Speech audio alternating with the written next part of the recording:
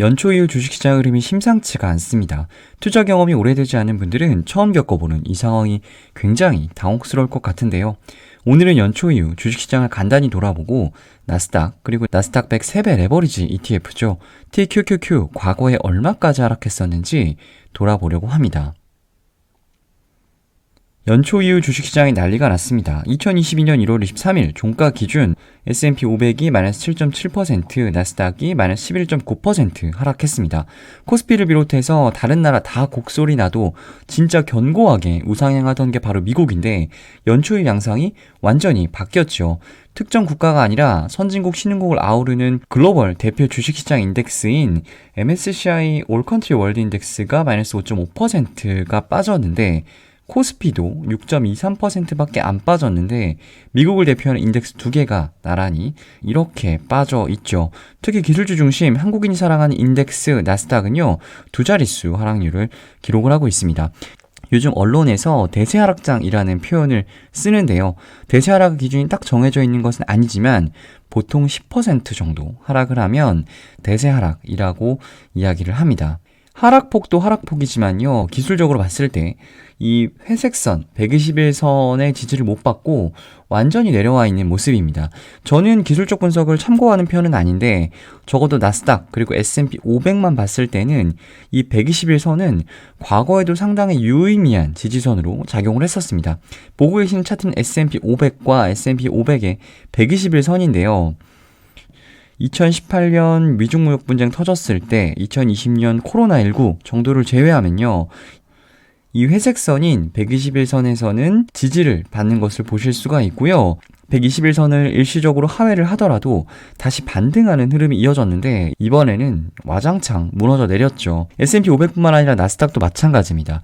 미중 무역 분쟁 그리고 2020년 코로나19 국면을 제외하고는 121선에서 유의미한 반등이 일어났던 나스닥 종합지수인데 허무하게 무너져 내려 있는 그런 모습이죠. 지금 시장이 하락하는 이유는 굉장히 다양한데요. 대표적인 이유 세 가지만 꼽자면 이 정도일 것 같아요. 이 중에 시장 하락에 가장 큰 영향을 미치고 있고 이러한 변동성 장세가 올해 안에 지속될 수 있다라고 우려하는 이유는 역시나 긴축 때문이겠죠. 주식 투자를 좀 해오시는 분들은 아실 겁니다. 지정학적 리스크나 코로나19로 인한 주가 하락은요, 그리 오래 가진 않습니다. 그런데 이 긴축이라는 이슈는 주가를 끌어내리는 직접적인 요인이 될 수가 있죠. 밸류에이션이 높은 기술주들의 하락폭이 시장 대비 더 큰 것도 역시 이 긴축이라는 이슈 때문에 그러합니다. 저는 전문가는 아니기 때문에 시장에 대한 이야기를 하는 것이 조금 조심스럽긴 한데요. 시장에 떠도는 이야기를 아주 간단하게만 정리를 해드리면 이번 주가 증시 방향성을 결정하는 정말 중요한 한 주가 될 예정입니다. 먼저 1월 26일 FOMC가 있죠.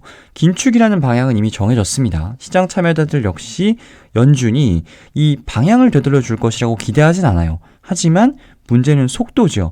지금 시장은요, 그 속도에 대해서 금리 인상은 연 4회, 그리고 자산 긴축 시점은 하반기 정도로 예상을 하고 있습니다. 시장의 예상대로 이번 FOMC에서 이 두 가지를 충족을 시켜준다라고 하면 다시 상승 추세로 전환하지 못하더라도 하락은 어느 정도 마무리되지 않을까라는 기대를 해볼 수가 있겠고요. 반대로 금리 인상을 5회 이상 한다거나 아니면 자산 긴축의 시점을 상반기로 앞당긴다거나 라고 하면 추가적인 하락이 이어질 수가 있겠죠. 두 번째는 바로 미국 대형 기술주들의 실적 발표가 시작이 됩니다. 불안할 땐요, 믿을 건 실적밖에 없죠. 1월 25일 마이크로소프트가 스타트를 끊게 되는데요. 장 마감 후에 실적 발표를 하게 되니까 혹시 실적이 많이 나쁘면 선물 지수에 영향을 미칠 수도 있겠네요. 수요일 테슬라, 인텔, 그리고 목요일 애플까지 마이크로소프트를 시작으로 줄줄이 빅테크 기업들의 실적 발표가 예정이 되어 있습니다. 실적이 어느 정도 뒷받침이 된다면요, FOMC에서 다소 실망스러운 결과가 나오더라도 어느 정도 시장은 안정을 되찾을 수 있을 수도 있습니다. 베스트 시나리오를 가정한다라고 하면 역시나 연준이 시장을 실망시키지 않고 빅테크 기업들이 시장 예상치를 훨씬 더 상회하는 실적을 발표해 주는 거겠죠. 지금 시장이 굉장히 혼란스러운데요. 여기서 우리가 할 수 있는 의사결정은 크게 세 가지 정도일 것 같아요.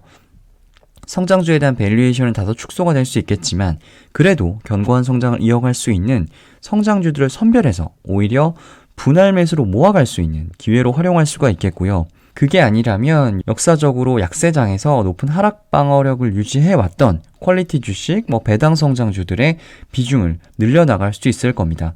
현금 비중을 늘리라는 이야기도 많이 들리는데 현금 비중 늘리는 거는 미리 해놨어야지 이미 고점 대비 10% 이상 빠져 있는데 이제 와서 현금 비중을 늘리는 게 무슨 의미가 있나 싶긴 해요.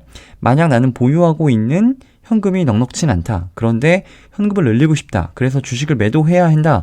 라고 하시면 S&P 500이나 나스닥 100 같은 대표 지수형 ETF는 섣불리 매도하지는 않으셨으면 좋겠고요. 변동성이 굉장히 높은 성장주 테마 ETF들을 우선적으로 현금화시키는 것이 맞지 않나 싶습니다. 나스닥 얼마나 더 빠질까요? 보통 이런 이야기를 할 때 애널리스트들은 PBR이나 PER 몇 배 수준에서는 지지가 일어나더라 그렇게 이야기를 많이 합니다. 저는 MDD를 보려고 해요. 과거에 이 정도까지 빠졌어. 그래서 이 정도 이상은 안 빠질 거야 라는 거를 말씀드리려고 하는 게 아니라 과거의 투자 심리가 정말 최악이었을 때 나스닥 지수가 얼마나 빠졌는지를 확인해보고 또 회복하는 데까지 얼마나 걸렸는지를 되돌아보는 것도 나름 의미가 있을 것 같아요. MDD는요, 들어보신 분도 계실 텐데 전고점 대비 최대 하락 비율입니다. 이렇게만 보시면 감이 안 오실 텐데 나스닥 종합지수 전고점이 2021년 11월 22일인데 여기서부터 여기까지가 얼마나 빠졌는지를 나타내는 게 이 시점의 MDD라고 보시면 될 것 같습니다. 이 정체를 알 수 없는 낯선 차트가 무엇이냐면 바로 2010년 1월 4일부터요 2022년 1월 20일까지의 나스닥 지수의 MDD를 구해본 건데요. 여기가 마이너스 14.25%입니다. 바로 여기서부터 여기까지가 마이너스 14.25%가 빠졌다라는 이야기고요. 다시 MDD를 보여드리면 MDD가 과거에 마이너스 15%를 찍은 적이요. 과거 12년을 돌아봐도 손에 꼽힙니다. 기간을 조금 줄여가지고 2018년 이후만 본다라고 하면 2018년 하반기 미중 무역 분쟁 터졌을 때 그리고 2020년 3월 코로나19 때를 제외하면요. 고점 대비 이 정도로 빠진 게요. 거의 처음이라고 보시면 됩니다. 그러니까 이제 미국 주식 시작한 지 얼마 안 되신 분들은 지금 이 상황이 굉장히 당황스러울 수밖에 없죠. 단순히 그냥 과거 하락폭만 본다라고 하면 코로나19야 워낙 특수한 상황이었으니까 이 시점은 제외를 시키고요. 투자 심리가 쉽게 회복되지 않는다라고 하면 10% 후반대 그리고 최악의 경우를 가정하면 20% 초반대까지도 하락할 수는 있겠네요. 보고 계시는 차트는요. TQQQ 나스닥 100 지수 3배 레버리지 ETF의 차트입니다. 이미 많이 보유하고 계시고 이번 하락장 초기에 정말 폭풍 매수하신 분들도 계실 텐데 TQQQ 일단 여기에서 여기가 마이너스 36%입니다. 마이너스 10%도 사실 괴롭죠. 그런데 이 정도면 거의 계좌가 녹고 있는 수준일 거고 나는 어느 정도 변동성을 감내할 각오가 되어 있다라고 하고 TQQ를 들어오신 분들도 이 정도 하락폭이면 정말 멘탈이 탈탈 털리는 수준이지 않을까 싶어요. 나스닥 MDD를 구해본 것처럼 이 TQQ의 2010년부터 2021년 1월 22일까지의 MDD를 구해본 겁니다. 마이너스 30%에다가 녹색 선을 그어놨고요. 마이너스 40%에다가 이 빨간색 선을 그어놨는데 마이너스 30%를 하회한 적은 의외로 많이 있습니다.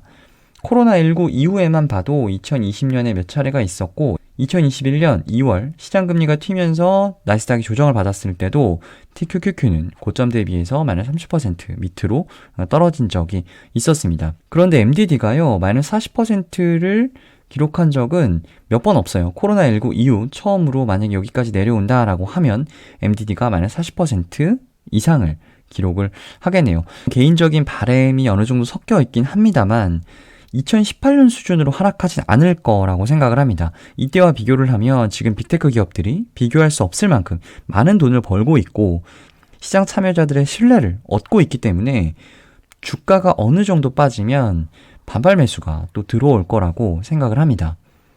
TQQQ가요, 저점 찍고 회복하는데 얼마나 걸렸는지를 정리해 본 겁니다. 절대적인 하락폭은 코로나19 때가 2008년 대비해서 훨씬 더 컸었죠. 그런데 전고점을 회복하는 데 걸리는 시간은요. 2018년이 훨씬 오래 걸렸습니다. 코로나19 때는 월간 수익률 기준으로 3개월 만에 회복을 했는데 2018년에는 무려 11개월이나 걸렸죠. 물론 회복하는 과정에서 물타기를 지속적으로 함으로써 평단가를 낮춘다면 이 리커버리 타임을 줄일 수는 있겠죠.